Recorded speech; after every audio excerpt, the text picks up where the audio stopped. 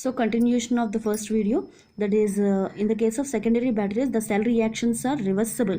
That means both the forward and backward reactions are taking place at a time. That means oxidation and reduction reactions are taking place at a time, so several times, multiple times. So for primary battery, best example is Leclanche cell. This is also calling as dry cell. We already discussed about this device in our classroom previously. So this is nothing but it's a kind of metallic device. This Leclanche cell, why? Because we are calling it as a dry cell, means it consisting of dry electrolyte material, which is a composition of a mixture of ammonium chloride, zinc chloride and MnO2 material, which are made into a form of a thick paste, whereas this Leclanche cell or dry cell consisting of a zinc tin. This is a zinc tin made by zinc can. This acts like an anodic material, and the intermediate dry material is considered as an electrolyte, and we are considering a graphite rod in between of this at the center portion of this device, which acts like a cathode. So now we are having an arrangement of anode and cathode in presence of electrolyte. So what type of cell reactions are taking place here means, at anode zinc material is converting into Zn2 plus by liberating 2 electrons. That means zinc undergoing oxidation reaction, whereas at cathode the electrolytic material MnO2 in presence of water by taking electrons is converting into Mn2O3 solid form by liberating hydroxide ions, and the overall reaction is Zn plus 2MnO2 plus H2O in liquid phase gives rise to Zn2 plus ions along with solid manganese trioxide along with the liberation of hydroxide ions. So what are the main advantages of this dry cell or Leclanche cell? This cell is available in lower prices and of power output 1.5 volts in a normal condition, and it normally works without leakage, and this possesses no toxicity, and it is somewhat eco-friendly. What are the main applications mean? These dry cells are most probably using in calculators, transistors, radios, flashlights, etc. In several electronic gadgets we are using these primary batteries. Whereas about secondary batteries, in our syllabus we are having another important batteries. Those are lithium batteries. So lithium batteries are of two types: lithium sodium lithium solid lithium batteries and lithium ion batteries. Two types of lithium batteries are there. First one is the lithium battery. So one of the most common lithium primary battery is lithium manganese dioxide battery. In this battery, solid lithium acts like an anode and manganese dioxide acts like a cathode in this type of battery. The composition, that is lithium, the mixture of propylene carbonate and 1,2-dimethoxyethane is a chemical composition, acts like an electrolyte here, and at anode lithium material is converting into lithium plus and by liberating electrons. That means lithium metal undergoing oxidation reaction, and at cathode manganese dioxide material by receiving electrons is converting into MnO2. So here this is here in solid phase converting into liquid phase. So lithium composition, MnO2 lithium composition material. Here net reaction, overall reaction is lithium reacts with manganese dioxide to result lithium manganese composite form. Here in most probably in wall clocks, in several electronic devices, in several toys, we are using cylindrical lithium batteries are commonly using, and chip like or coin type lithium batteries are also using in several electronic devices. These are also very good example to primary batteries. And lithium ion battery, this is the third important type of battery.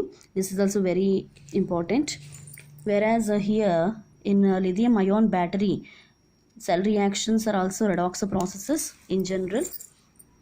Here the cells doesn't contain metallic lithium here directly, but they are called like lithium ion cells and use lithium ions instead of these.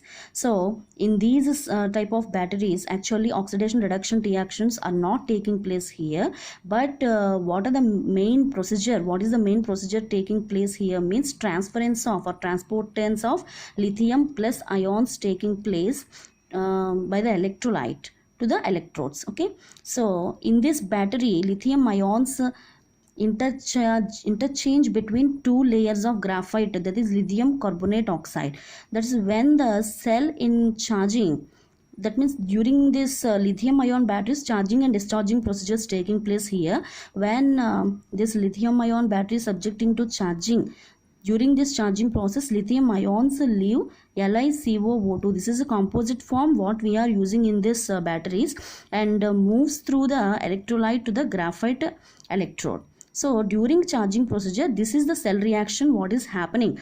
LiCOO2 plus graphitic material reacts to result this intermediate composite form Li1-X COO2 plus LiXC6.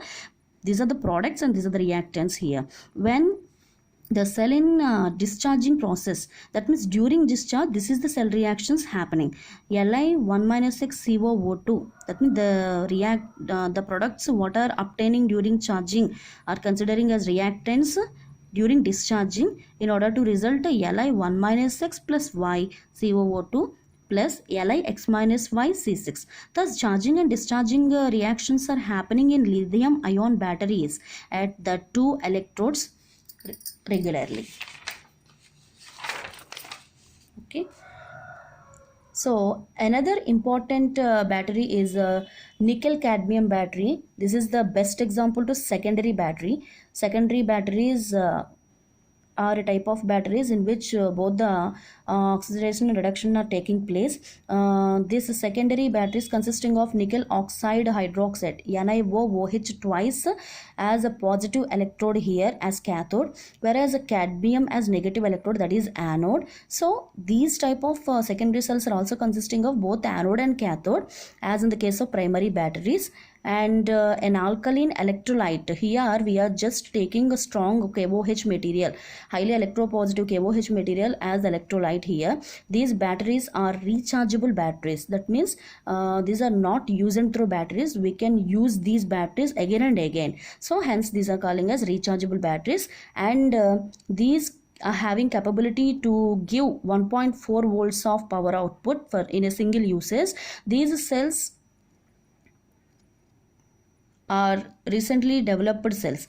That means nickel cadmium cells are somewhat modern batteries. So the cell reactions during which are occurring during charging and discharging procedures are during discharging we are observing this cell reaction. Cadmium solid phase cadmium material reacts with hydroxide aqueous phase ions to result cadmium hydroxide, and by liberating electrons. This means the oxidation reaction taking place at anode, whereas at cathode nickel oxide hydroxide solid phase form reacts with electrons along with water to result NiOH twice solid phase material.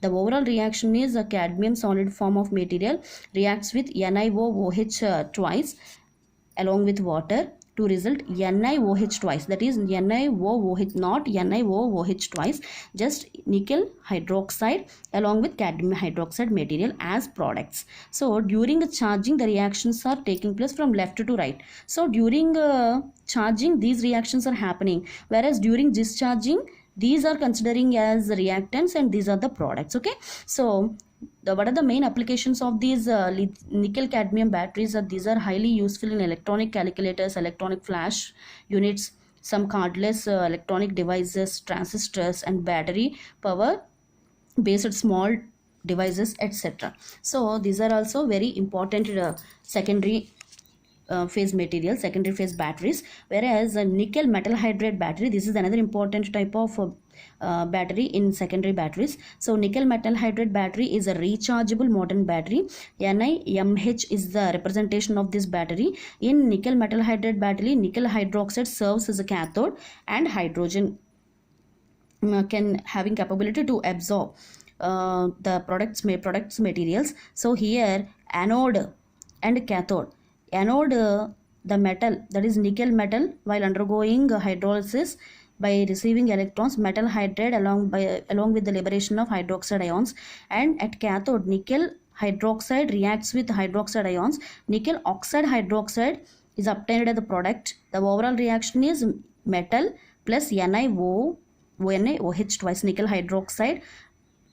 Here water molecule in two sides cancel outs, whereas metal plus nickel hydroxide gives rise to metal hydride plus NiOOH twice, nickel oxide hydroxide. These are the reactants and products during the overall reaction. Whereas M refers hydrogen absorbing alloy, MH refers alloy with absorbed hydrogen material.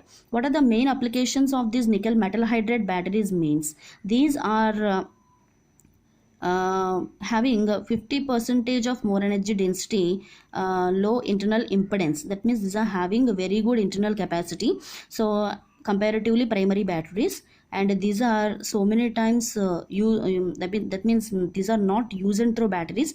These are the batteries which can use again and again. Okay, the lifetime or lifespan of these batteries are also having more duration. That means long life battery materials, these secondary batteries, and these are having eco-friendly nature. That means these are non-toxic. So these are the applications of these nickel metal hydride batteries.